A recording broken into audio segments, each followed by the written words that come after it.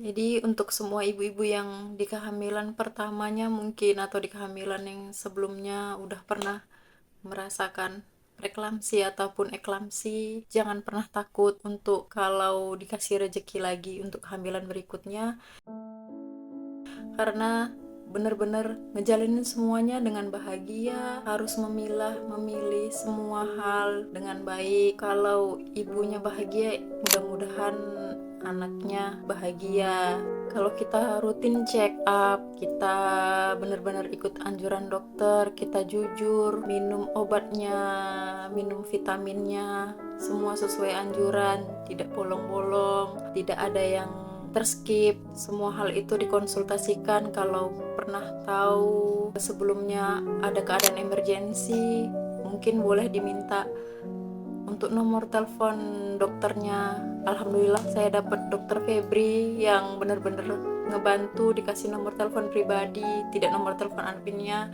Jadi kalau ada apa-apa itu benar-benar bisa tanya sama dokternya, dok saya gini, ini gimana gitu. Jadi benar-benar amat sangat ngebantu. Di hamilan anak kedua ini benar-benar banyak hal pelajaran yang saya pelajarin. Dokter Febri juga punya dokter yang benar-benar support, benar-benar kasih pemikiran yang positif terus supaya kita nggak stres. Udah nggak apa-apa, jalaninnya senang aja, mudah-mudahan nggak apa-apa, insya Allah nggak apa-apa.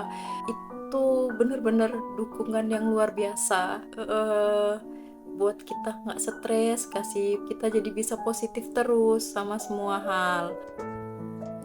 Jadi untuk semua ibu-ibu yang mungkin punya pengalaman seperti saya di sebelumnya, tetap semangat, tetap positif terus, tetap bahagia terus, kehamilannya lancar-lancar, semuanya bisa normal kalau kita nggak ngerasa takut, tidak stres, percaya kalau semuanya itu benar-benar bisa normal, tidak terulang lagi di kehamilan berikutnya karena kita benar-benar ngejaganya dengan baik. Dan di kehamilan kedua, setelah mempersiapkan semuanya, baik mental, fisik, keuangan, jadi sebelum hamil itu mempersiapkan semuanya lagi, mulai dari pemeriksaan apakah sudah siap atau belum, minum-minum vitamin untuk mempersiapkan kehamilan. Setelah hamil, di jarak 1 tahun 2 bulan dari kehamilan, setelah lahir anak pertama, kami 1 tahun 2 bulan kemudian baru hamil lagi untuk anak kedua. Dan di anak kedua ini, awal mula kehamilan itu ada presenta previa lagi, ada flek di awal kehamilan, minum penguat kandungan lagi, terus setelah itu semua normal, minum asvelet untuk mencegah preeklamsinya. Terus setelah itu di kehamilan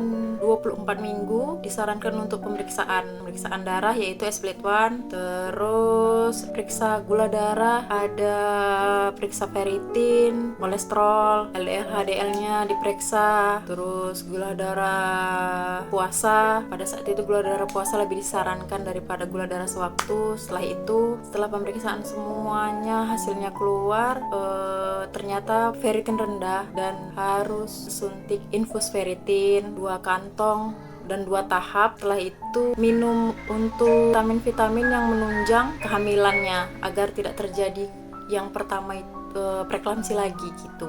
Terus karena hasil labnya ada beberapa kayak kolesterol tinggi, itu harus minum obatnya, makanannya lebih dijaga. Saya tidak tahu soal stres itu berpengaruh atau tidak terhadap preeklamsi, tapi di saya itu saya benar-benar ngerasa amat sangat berpengaruh di saya. Jadi saya tahu mana orang-orang yang saya rasa, oh orang ini akan berkomentar tentang apapun itu kehamilan saya tahu orang-orang yang bakalan saya sensitif terhadap semua orang. Jadi saya benar-benar ngejauhin semua orang. Saya pilih orang-orang yang tahu kehamilan saya siapa aja. Saya tidak kasih tahu semua orang, yang tahu cuma benar-benar teman yang benar-benar dekat, karena saya takut ada komentar-komentar yang bakalan jadi trigger untuk saya gitu. Saya jadi stres, takutnya nanti jadinya darah tinggi naik.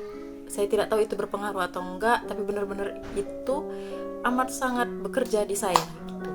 Jadi benar-benar menjalanin kehamilan yang kedua karena secara fisik, mental, dan keuangan semua benar-benar disiapkan. Jadi semuanya itu kayak berjalan dengan lancar aja. Ketika mau periksa apapun tidak memikirkan dari mana untuk dapat uangnya atau yang lain, karena benar-benar untuk pemeriksaan itu ternyata tidak murah.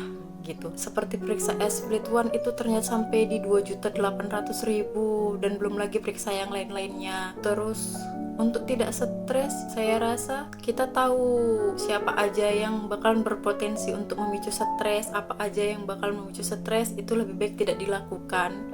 Dan kebetulan tempat kerja saya memilih bekerja lagi ketika hamil, dan kebetulan saya bahagia di tempat kerja saya, jumpa temen, nggak diem aja di rumah jadinya stres mikirin hal-hal yang tidak perlu, terus nggak harus ketemu sama orang-orang yang saya tahu memicu. Bener-bener saya cut semua orang ketika usia kandungan 4 bulan, ketika perut sudah mulai terlihat membesar, saya bener-bener cut semuanya.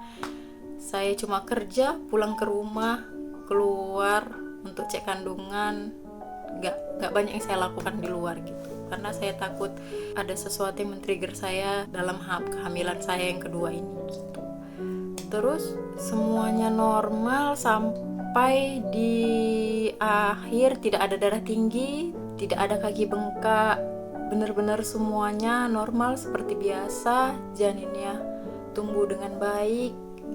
Dan sampai sekarang sehat di usia 1 tahun 7 bulan, anaknya cerdas terus. Dan ketika lahiran itu hal yang benar-benar buat saya terharu sekali, karena gak nyangka bisa ngelewatin semuanya, dikasih benar-benar lancar di anak kedua ini, bisa lahir selamat, bisa lahir sehat, gak banyak sesuatu yang berarti, bener-bener baik semuanya, bahagia yang pasti. Jadi sekian dulu, terima kasih, assalamualaikum.